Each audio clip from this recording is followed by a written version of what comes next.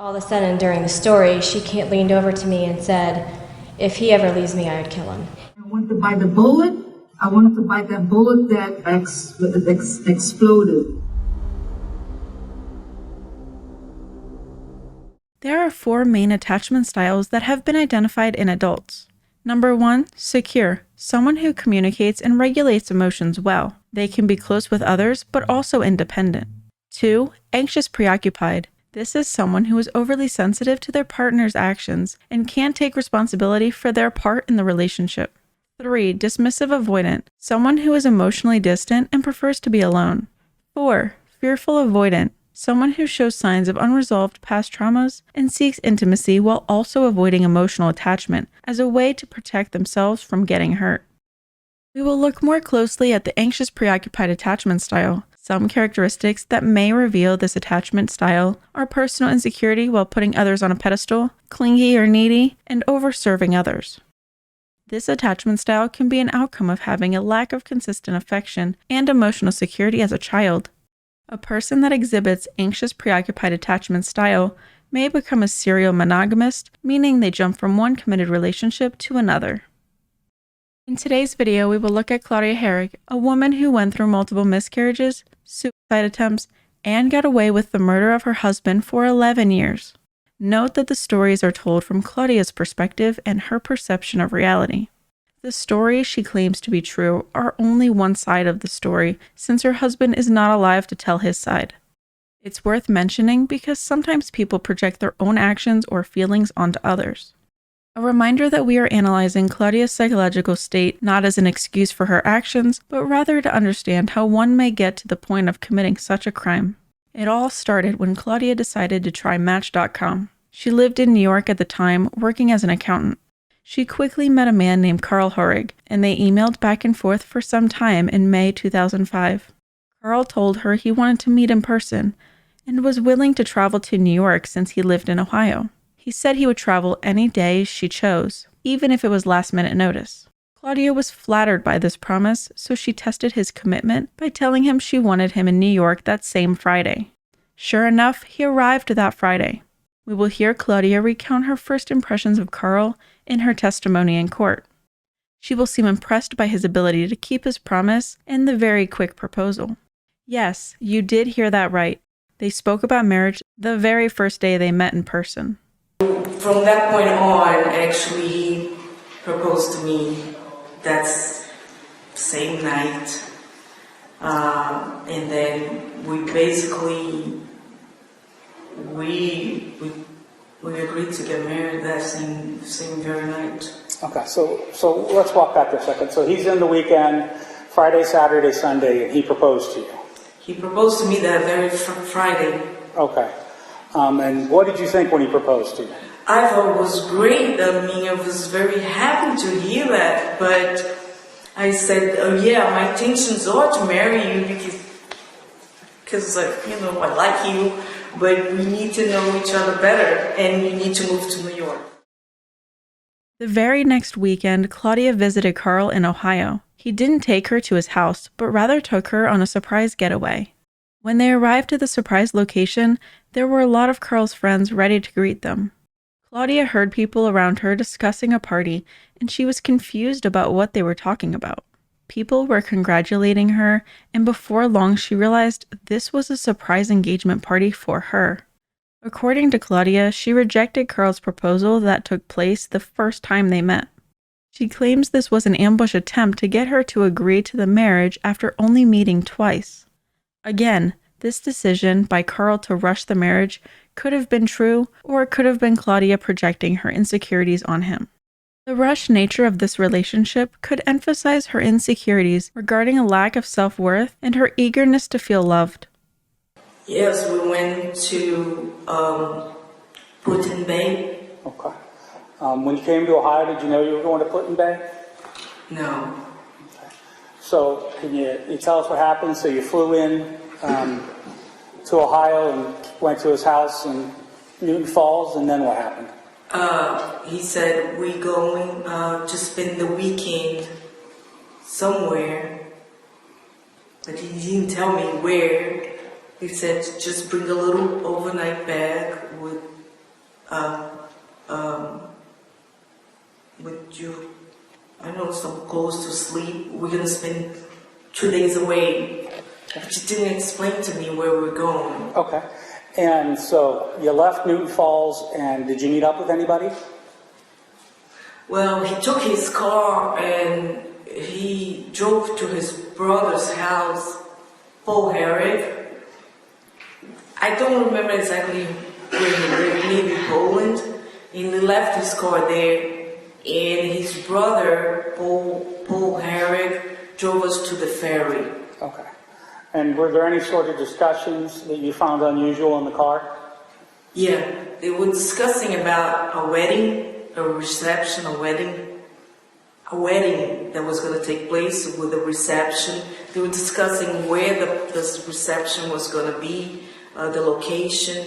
I wasn't familiar with the names, but they were saying names of hall. I wasn't paying much attention because everything was so foreign to me. I didn't understand the names of the places, so I was kind of in my own world.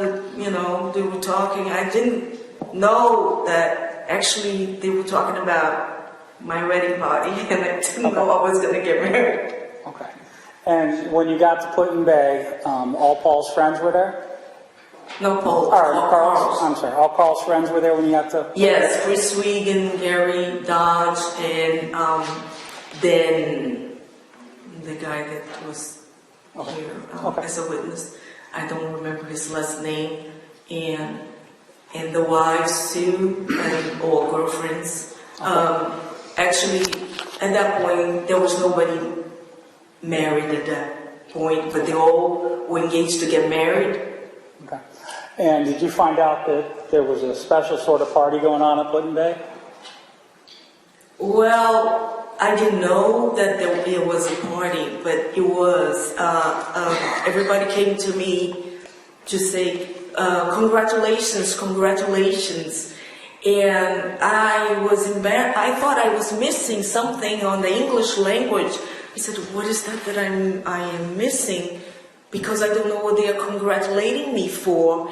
And I was just, thank you, trying to giving it enough time for me to pick up and understand what they were congratulating me for. And they were congratulating me for my engagement. That was my engagement party that I had no idea. I didn't know anything about it. They planned to get married in August 2005, just 3 months after meeting for the very first time. They changed the date to June because Carl was worried someone would propose to her in the meantime. This was only 50 days after meeting and only the 5th time they met in person. They went to Vegas to elope. Right after they married, they agreed that they should end the marriage because it was all a big mistake. Claudia then went back to New York to live her life. While her story doesn't quite add up, Claudia claims that her boss fired her because she told her she married a man in Ohio, which she previously lied about out of shame. No, I was very proud of him because he had sent me a lot of pictures in U.S. Army uniform and holding guns like this. He looked so good, and I was proud of him, and I was showing my coworkers and my boss his pictures. They were very impressed with him. They said, where'd you find this guy? He's really good looking. And I said, yeah, I'm dating him. I didn't say anything about engagement or plans to get married because I thought it was too soon. I was embarrassed. Claudia claimed she was also fired from a previous job, so her resume was not looking good. This left her feeling hopeless, and she moved to Ohio to be with Carl. Carl had a teenage daughter and a son with his ex-wife. Earlier in Carl and Claudia's relationship, he told Claudia that his son lived with his mother in North Carolina. Once Claudia moved to Ohio, she realized this was not true. Carl's teenage son was living with him in Ohio. Claudia was only in Ohio for a short time before Carl left. He moved to Texas to train as a pilot for Southwest Airlines. Claudia was now responsible for his child, both financially and emotionally. According to Claudia, her relationship became emotionally abusive. Carl would tell her what she needed to wear, he made her keep her things in the basement, and wanted to have total control over his family. Claudia's response to overserve her husband while neglecting her wants in fear of emotional rejection aligns with the anxious preoccupied attachment style.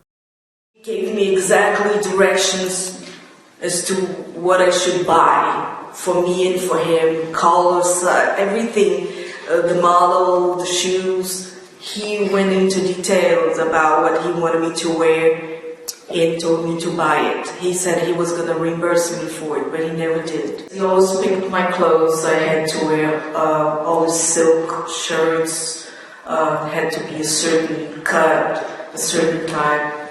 He picked all my clothes, always picked my clothes to wear when I was with him. He didn't care. He was 40, I was 40. People get set in their ways. I thought even over time, he was going to let go of those weird things that he did. I thought he was going to change. Now, we saw pictures earlier that all of your clothing and your makeup and your jewelry were all in the basement of the house? Yes. And you had like a dressing area down there? Yes, with a mirror and a surface where I kept all my makeup and jewelry. Why was all of your stuff in the basement? Because Carl did not allow me to keep anything of mine in the bedroom. I was not allowed to keep, even if it was a sock, socks, nothing, not even my shoe. The only piece of thing I was allowed to keep in the bedroom was that shoe with the pom-pom. He loved that shoe. He allowed me to have that there, but no other thing, nothing, not a...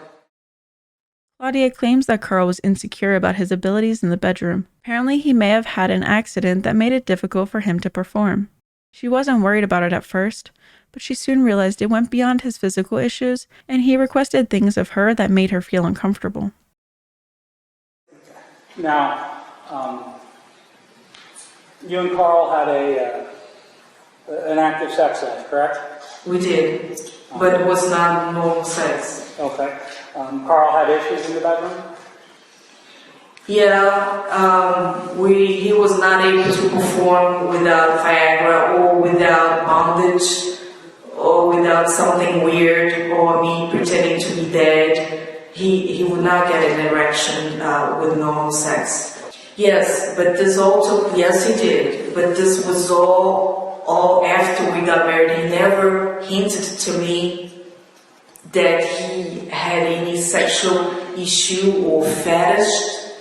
Is that called fetish? Fetish. I cannot say that word. Do you know what I mean? Yes. I never noticed before we got married. What I know is that he was very nervous about his penis. He had a lump in the middle of his penis that he said some woman, when he was deployed, he went to Germany. She sat on his penis. She broke it. He has this lump, and that turned into cancer. He was freaking out about having cancer, and he was freaking out about not performing. Despite never being pregnant and her age, Claudia got pregnant. When she told Carl about the baby, Claudia did not agree with this demand, and this made Carl lose even more control over his life. Claudia claims that Carl would do things to her in an attempt to get rid of the baby. When he realized that I'm really not going to have the abortion, he started torturing me psychologically, physically, finding ways to stress me out so I would have a natural abortion, what do you call it, a miscarriage. Sleep deprivation. He would make me run miles, and then he would leave me out in the middle of the woods in Newton Falls, dark, like 6 p.m., and then disappear. I would freak out and start running real fast because I was scared that he left me behind. So I started running. I was pregnant, and then I guess that it wasn't good. It was early pregnancy. He would do that and he wanted me to get in real good shape. He made me do work out with weights, and he was like a personal trainer while I was pregnant. I guess all of this made me have the miscarriage. After a while of this abuse, Claudia woke up one night bleeding, and Carl told her they would go to the hospital the next morning. Apparently, once they returned back home from the hospital, she had a miscarriage. This was emotionally hard on Claudia because she felt connected to the baby and knew she would be unconditionally loved by it. During her interrogation, we will hear Claudia recount her experience and what she did with the baby. He wouldn't let me sleep. And I begged him, I can't, you're killing me. So he would keep me up and he would stay on bed, sitting on bed. And I would lay down and fall asleep. He would wake me up. Wake up, wake up. So he would do that all the time. And I got sick. After a few days, my body just couldn't take it anymore. I got sick from the mental pressure, from the mental torture from sleep deprivation. I wind up in the middle of the night, I felt pain and I said, I don't know what this pain is. And all of a sudden I had blood all over, and then he took me to a hospital, and I did the ultrasound, and they saw you are losing the baby. But then when I got home, I was the fetus inside the toilet, and I heard that big noise, and I said, oh my God, what's that? So I saw the blood, and I stuck my hand, it was the fetus. I was very emotional. I took the fetus and put inside a little glass jar, and I showed him, he didn't want to see it, and I put it in the freezer. I'll put it in the freezer because I want to bury it. I want to bury the fetus. And he went into the freezer and threw away the fetus. It was so cold. He threw away the fetus. I want to keep it. Whatever, bury it in the yard. But that hurt me a lot because that meant nothing to him. It meant so much to me, it meant nothing to him. Claudia was struggling with her mental health and planned to commit suicide. She claimed she bought a gun to commit the deed and went to the shooting range to practice. Now you may be wondering why she would need to practice her aim if she intended to use the gun on herself. Claudia claims she went to the shooting range to practice because she was worried that if she missed, then she would have to live with the damage to her face. She was worried that Carl definitely would not want her then. This raised suspicions. Now, at Slug Masters, you had them put a laser sight on the gun? Yes, it did. Why did you have them put a laser sight on the gun? Because I wanted to understand what recoil was. There was a file on the internet that I downloaded with the various methods of how to commit suicide. And the best one, the safest, the most effective was with a gun. So in Ohio, in New York, you could not have had that plan in action because you cannot buy a gun in New York. But in Ohio, I could buy a gun. In New York, the best plan would have been to jump from a building. Since I was in Ohio, I was going to kill myself with the gun. And I needed to understand about recoil, because recoil is when you point here, but it's not going to shoot here. It's going to shoot below, above. The gun moves, so you don't hit your target. And they said most people, when they try suicide with a gun, more than 50% or a great number, they wind up losing their face and not dying and still living. I said, man, if that happens to me, I'm gonna be in worse shape. If he treats me when I'm beautiful, young, and what's he gonna do to me if I'm missing my face? Okay. So you wanted to understand. I want to be effective and to really succeed in killing myself. Claudia claims she became pregnant a second time, but unfortunately lost the baby. In 2007, they decided to split ways and end their marriage. On March 2007, she was pregnant for a third time. She came up with a plan to try to get Carl to get back with her. She knew he didn't want a baby, so she wasn't going to tell him right away. She essentially planned to reel him back in and then drop the news. We will hear Claudia recount what happened the night she tried to get back with Carl. She didn't follow her plans and showed him the pregnancy test. This started the altercation that would lead to Carl's death. Carl did not want to get back with her or have a baby. This rejection was too much for Claudia, and she became enraged, and she shot at him 5 times, killing him. I was not planning on telling him that I was pregnant that day. It was my emotions that got the best of me, and I showed him the pregnancy test, even though it was not my plan to show him my pregnancy test. And how did he respond to the pregnancy test? He said he didn't care that I was pregnant. What else? It didn't mean it didn't. It was not a. That's some subject he didn't want to talk about. Okay. I'm going to put this gun to my head when he opens that door and see if I can make him realize that I'm in pain here. I'm desperate. I want him to realize that I'm really desperate. I want him to take me seriously, and I want to talk more. I thought that maybe if I had more chance to say more things to him, if we sat and looked eye to eye, I would have a better chance. So all I wanted is more of his attention. When I put that gun to my head, I didn't really think at that moment I was going to pull that trigger. I wanted his attention. And so he opens the door from the bedroom and you're standing there with the gun to your head? Yes. Okay. And what happens next? When he opened the door, he saw that he didn't have much of a reaction. He just stared at me for a while.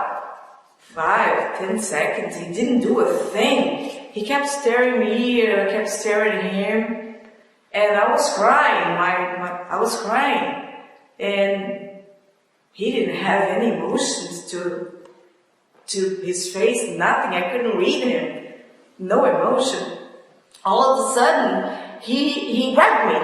He grabbed my wrist and my throat, and he grabbed me, and he just grabbed me. And then when he was done grabbing me, he just pushed me.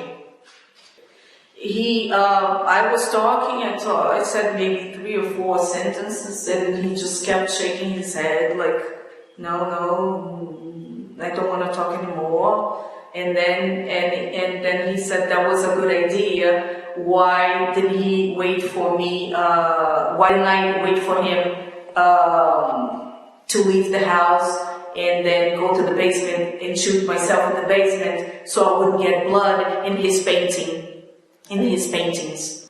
If I'm gonna die, he's gonna get his wish, the child's gonna die, the 3 of us are gonna die here right now. So I just, when I saw going down the steps, I just got up real fast and positioned myself behind him and I shot the first time, and he died instantly. And he just fell, his body just fell like this. And as he was going down, I think his right foot was still up in the air. And that's when it buckled and he lost his right shoe. And his body just went boom. It just, in my head, he was on the 3rd step going down. Maybe he was in the middle, maybe 4th, 5th, but he was in the middle of the stairs. And since he didn't make that sound, if you were paid, since he didn't make that sound, didn't move anymore, I know he died from the first shot. I heard it's recorded in my mind the sound of 3 shots. It's recorded. I don't remember me doing things after the first shot, but my brain recorded the sound of 3 shots. Claudia may base her identity off of her relationships. She became explosive when she felt her relationship was being threatened. We will hear the interrogator ask why she would not just get a divorce. Based on her response, it is likely that she was projecting her own feelings onto Carl. The simplest question that we didn't ask, instead of killing him, would it have been easier to just get a divorce? I tried, he wouldn't let me. How far did you go? I mean, did you tell him, you told him you wanted a divorce? Almost every day. And what was his story? What was his answer? I love you. I beg you, won't change. I love you. I love you. I can live with you, most beautiful woman in the world. I love you. I swear I'm gonna change. After she shot Carl, she panicked, and instead of killing herself, as she originally planned, she called her family.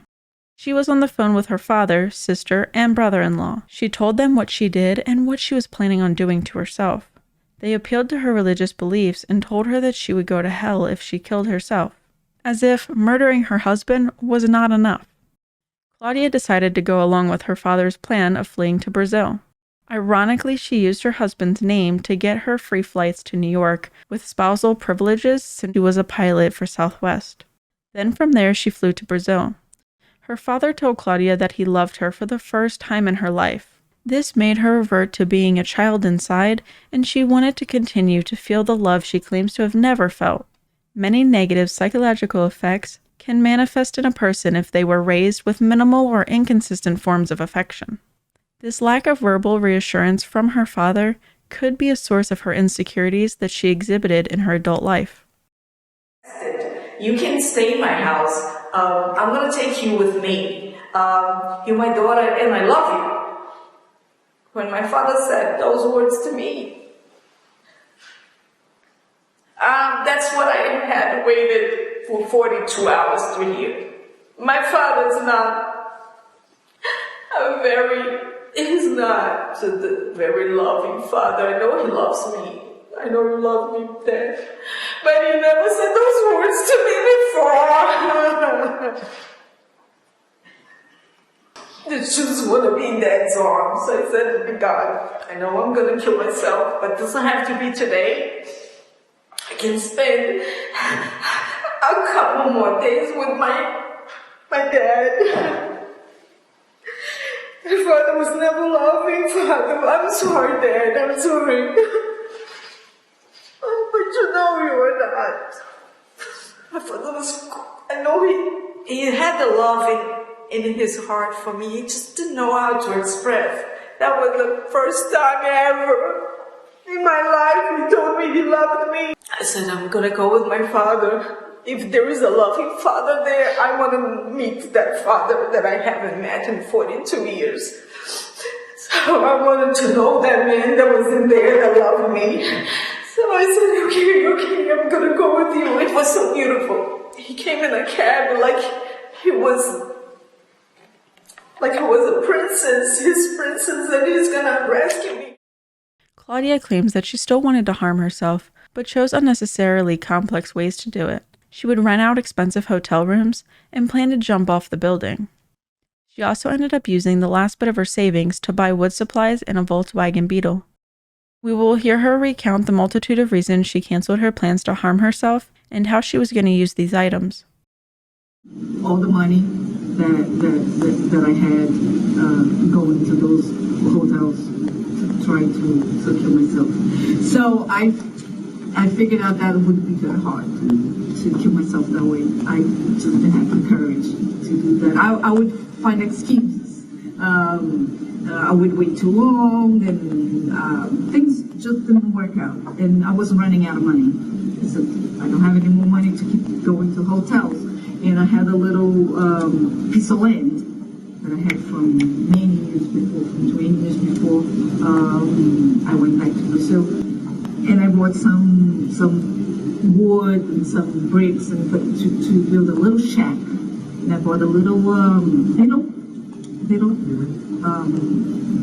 Volkswagen Beetle, because I thought another way to commit suicide was to the exhaust of the car. So I figured I would get a car in that room, and I would get it running, and I would take some sleeping pills, and I would die from the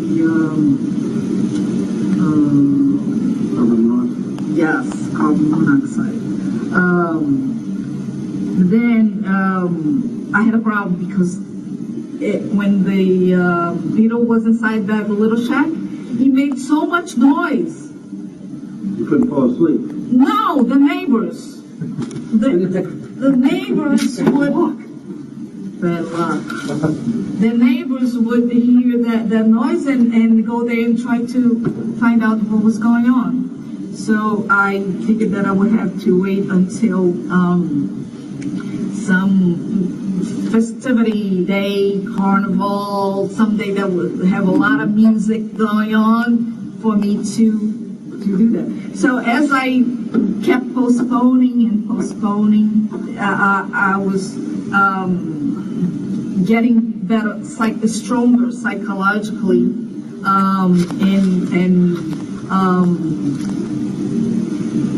and I met my husband there. And You got married again down there? I did. Yeah, so you really did. I did. Claudia married another man right when she moved to Brazil. Interestingly, this is the same man that sold her the supplies for her shed that she was planning on using to harm herself. Serial monogamy can be exhibited by her impulse desire to jump from her marriage to Carl to another one the moment she arrived in Brazil. This could stem from her need for validation from men to give her self-worth. Claudia told her current husband a false story about what happened back in the US with her past husband, Carl. Claudia will recount the false story that she told and how it unraveled when he found articles about the incident that she kept in her shed. Told him a story. That'll probably be a deal breaker, I would imagine. Yeah, exactly. So I was afraid of telling him the story, so I told him that I was from Rio de Janeiro, that was there hiding from my husband that was a police officer, that I didn't want to be married to him anymore, and he swore me to death. And I had to hide. Nobody could know where I was. That's why I was hiding that in the middle of nowhere, building a shack in the middle of nowhere. But after he built that little shack, I had some articles, newspaper articles, and some pictures of Carl in a box in that shack. And because he took care of that shack, he saw those papers, and he figured out that my story was not exactly the way I said.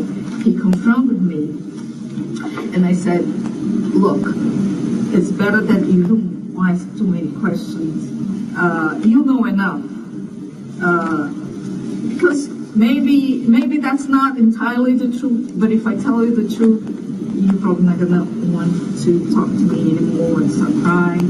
He said, try me out. I think you're going to be surprised. Something like that. And then I figured that I knew that my story wasn't true. And I took a chance. So I told him the whole thing. I said, look, if you want to leave and never talk to me again, go right ahead. I will understand. He said, no, I like you more now that you told me the truth. After 11 years, Claudia was extradited to the US from Brazil. One reason it took so long to get Claudia back to the US for her crime was because Brazil was not going to extradite one of its nationals to a place that had the death penalty. The US made a deal with Brazil that she would not be sentenced to death and receive unalterable term of life imprisonment. In 2019, Claudia Hoerig was sentenced to life in prison with the possibility of parole after 28 years, and was given credit for the time that she had already spent in jail. Do you think this was a heat of passion or premeditated? Did she ever actually plan on hurting herself, or was it to cover her true intentions? Thank you for watching, and join me next time when we explore the psychological maze of some of the most wicked people.